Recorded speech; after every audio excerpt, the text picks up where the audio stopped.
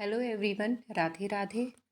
आप सभी को आने वाली जितिया व्रत की ढेरों सारी शुभकामनाएं। जीवित पुत्रिका आज का की व्रत वीडियो में हम महिलाएं जानेंगे अपने बच्चों की जितिया लंबी व्रत आयु के लिए करती यानी हैं। जीवित पुत्रिका का व्रत हमें कब रखना है, इस व्रत की पूजा विधि क्या है, आज की इस वीडियो में आपको संपूर्ण जानकारी मिलेगी और वीडियो को आप शुरू से अंत तक जरूर देखिएगा। जितिया व्रत अश्विन माह के कृष्ण पक्ष में आने वाली अष्टमी तिथि को किया जाता है। वैसे तो महिलाएं इस व्रत का पूजा सामूहिक रूप से करती हैं। किसी नदी या जलाशय के पास जाकर के सामूहिक रूप से इसकी पूजा की जाती है, लेकिन आप ये पूजा अपने घर में भी कर सकते हैं, क्योंकि आजकल बहुत ही व्यस्तता भरा जीवन हो गया है। तो आप ये पूजा घर में भी कर सकते हैं। और ये पूजा जो है प्रदोष काल में की जाती है, शाम के समय। तो देखिए, आप एक चौकी लगा लें और चौकी पे आप लाल कलर का वस्त्र बिछा लें। तो देखिए, बिना गणेश भगवान के कोई भी पूजा पूरी नहीं मानी जाती है। तो हमने फूलों का आसन दे करके गणेश भगवान को विराजमान कर दिया है। आप सरपुतिया के पत्ते या तरोई के पत्ते भी आप ले सकते हैं, आप उस पर भी विराजमान कर सकते हैं। तो देखिए, हमने सरपुतिया के पत्ता ले लिया है। इसी पत्ते पर मिट्टी से जीमूत वाहन भगवान बना करके उन्हें विराजमान कर सकते हैं। आप चील सियारिन भी विराजमान कर सकते हैं मिट्टी से बना करके, या आप सुपारी से जीमूत वाहन चील सियारिन बना करके विराजमान कर सकते हैं। या आपको कुसा घास मिल जाए तो बहुत ही अच्छा है, आप उससे भी जीमूत वाहन भगवान को बना करके विराजमान कर सकते हैं। तो हमने मिट्टी से 3 पिंडी बना करके विराजमान कर दिया है जीमूत वाहन भगवान को, चील और सियारिन को। अगर आपको अच्छी तरीके से बनाना आता है तो आप अच्छी तरीके से बना करके उन्हें विराजमान कर सकते हैं। तो फ्रेंड्स, जितिया व्रत का पालन 3 दिन तक के लिए किया जाता है। सप्तमी तिथि पर नहाय खाए, अष्टमी तिथि पर निर्जल व्रत किया जाता है और नवमी तिथि पर व्रत का पारण किया जाता है। हमने चावल की ढेरी से अष्टदल कमल बना लिया है। आप चावल की ढेरी भी रख सकते हैं। अष्टदल कमल बना करके हमने एक कलश में गंगा जल और शुद्ध जल रख लिया है और कलश पर हमने मूली भी बांध दी है। और कलश पे आप स्वास्तिक जरूर बनाएं। और कलश के अंदर हमने लौंग, इलायची, सुपारी, हल्दी, आप हल्दी की गांठ भी ले सकते हैं, और एक का सिक्का हमने डाल दिया है। और हमने आम की पत्ती कलश के ऊपर रख दी है। हमने 5 पत्ती वाली एक टहनी ली है, हमने रख दिया है। आप अशोक के भी पत्ते ले सकते हैं, आप पान के भी पत्ते ले सकते हैं। अगर आपको आम के पत्ते और अशोक के पत्ते न मिले तो आप पान के पत्ते भी उस पर रख करके कलश की स्थापना कर सकते हैं। और देखिए, कलश पे हमें नारियल रखना है और नारियल पे हमने मूली बांध दी है और चंदन और रोली से तिलक कर दिया है। आप स्वास्तिक भी बना सकते हैं। अब हम गणेश भगवान को सभी भगवान को हम स्नान कराएंगे और चौकी का शुद्धिकरण करेंगे। और सबसे पहले हम दीपक जलाएंगे।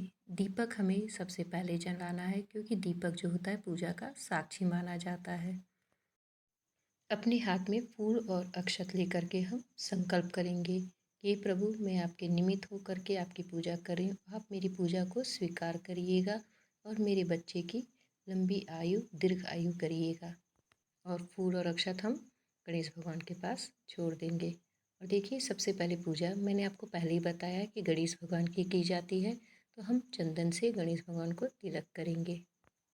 हम चंदन और रोली से हम जीमूत वाहन भगवान को, चील और सियारिन को भी हम चंदन और रोली से तिलक करेंगे। आप सिंदूर से भी तिलक कर सकते हैं। तो फ्रेंड्स, जितिया का व्रत जो है बहुत ही कठिन माना जाता है और इस व्रत को बहुत ही विधि विधान से किया जाता है।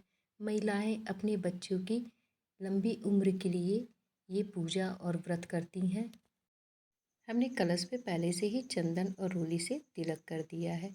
देखिए, जितिया के व्रत में जितिया यानी लाल और पीले कलर के धागे में जितिया पिरोई जाती है। हमारे यहाँ सोने और चांदी की जितिया इस धागे में पिरोई गई है। गणेश भगवान को हमने जनेऊ अर्पित कर दिया है और वस्त्र रूप में हमने जीमूत वाहन भगवान को चीर और सियार इनको हमने कलावा अर्पित कर दिया है। अब हम फूल समर्पित करेंगे। आपको जो भी फूल मिल जाए आप वो फूल समर्पित करें। हमने फूल समर्पित कर दिया है। हम कलश पे भी फूल समर्पित करेंगे। गणेश भगवान को हम दुर्वा घास समर्पित करेंगे। देखिए, इस व्रत पूजा में काले चने का बहुत ही विशेष महत्व है। हमारे यहाँ काले चने से ही व्रत का पारण किया जाता है और ये चना जो है ये चढ़ाया जाता है।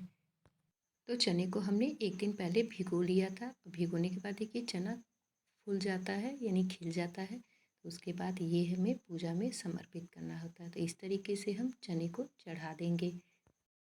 हमारे यहाँ मीठे में ये चीनी का प्रसाद बनाया जाता है।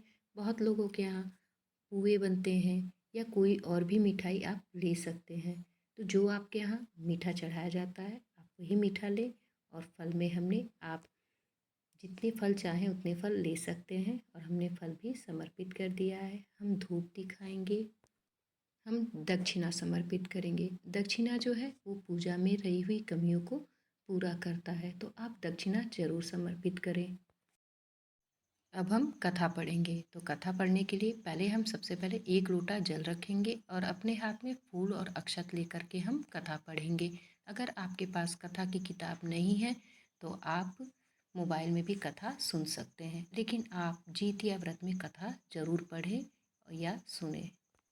हम फूल भगवान के चरणों में समर्पित कर देंगे और थोड़े से अक्षत हम जल के लोटे में डाल देंगे। अब हम आरती करेंगे। तो आरती आप उसी दीपक से भी कर सकते हैं या कपूर से भी कर सकते हैं। अगर आपको जीमूतवाहन भगवान की आरती आती है तो आप कर सकते हैं, नहीं तो आप ओम जय जगदीश हरे की भी आरती कर सकते हैं। और हम अपने हाथ में थोड़ा सा जल लेकर के हम चौकी पे वार देंगे 3 बार। हमें चौकी को जो है दूसरे दिन ही उठाना है, क्योंकि चौकी दूसरे दिन उठाई जाती है। तो जो जल है वो हम शाम को पूजा करते हैं तो हम चंद्रमा को अर्घ दे देंगे। और बहुत लोग के यहाँ ये भोग प्रसाद जो है वो बच्चों में बांट दिए जाते हैं, लेकिन हमारे यहाँ ये प्रसाद भी दूसरे दिन दिया जाता है। और चौकी जो है इस पे से जितनी भी पूजा की सामग्री है वो सब दूसरे दिन ही हटाई जाएगी। और ये जो जीतिया है, ये जीतिया का जो धागा है ये हमें दूसरे दिन ही इसे हम अपने गले में डालते हैं, अपने बच्चों के गले में डालते हैं। तो ये जीतिया का धागा भी हमें दूसरे दिन ही उठाना है जब आप घर में पूजा करते हैं।